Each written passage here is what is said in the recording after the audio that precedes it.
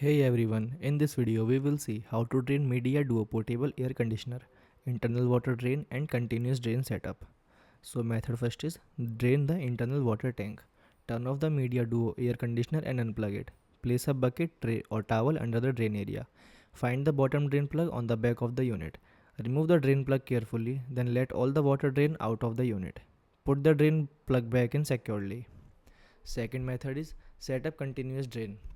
Turn off and unplug the air conditioner. Locate the upper drain port on the back of the unit, then remove the drain plug. Connect the drain hose to the drain port, then place the other end of the hose in a floor drain, sink or bucket. Make sure the hose point downward and it's not kinked.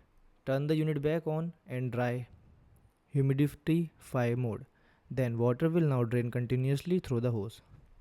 Third method is drain water in heat mode. Turn off and unplug the unit. Locate the middle drain port on the back of the air conditioner, then remove the drain plug. Attach the drain hose, then place the hose into a suitable drain location. Make sure the hose is straight and not blocked. Turn the unit back on and use heat mode normally. Thanks for watching.